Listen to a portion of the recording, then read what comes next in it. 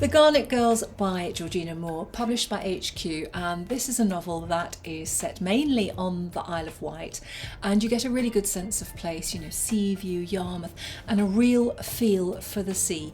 There are some events that actually happen in London, and you also find that the book opens in Venice. The story kind of hovers around Margo, who's kind of like the matriarch of the Garnett family. She has 3 daughters. We occasionally see her sister. And we know that when the children, her daughters, were younger, Richard left and she took to her bed and had Great Depression. And of course that will kind of reverberate as the years pass by. The novel opens with daughter Imogen, and she is in Venice, and again you get a really nice sense of place of Venice, you know, just the noise and the sense of being there. And she is there with William, and William asks her to marry him, and you get a sense that it's the next chapter in their lives somehow. It's not the full-blown passion that you would want for a child, but it is Margo that we keep coming back to. Margo the mum, who is quite an irascible, tricky woman.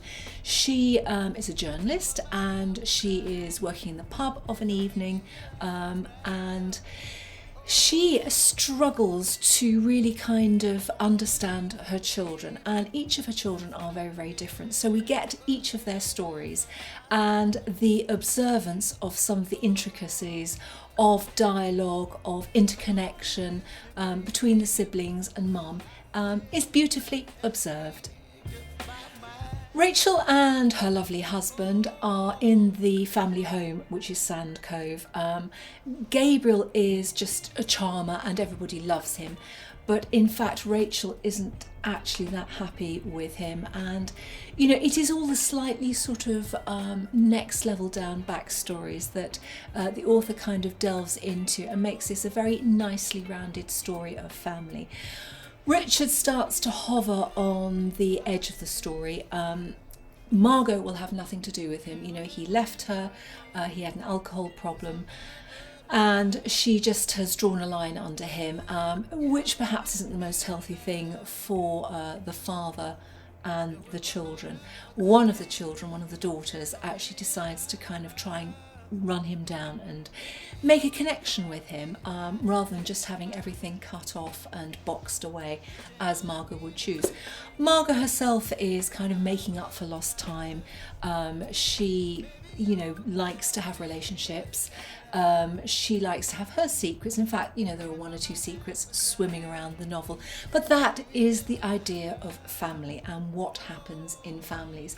Nothing is as it seems. And I think, you know, the attention to small detail that Georgina gives her attention to is really wonderfully depicted. You know, people push around, you know, a tea cake and there are the crumbs, and just the looks they exchange. And so, you know, it is all very well observed, and it's a very nicely rounded novel of family, and of course the setting is very nice, and I think the author is very familiar with the Isle of Wight because she goes there a lot.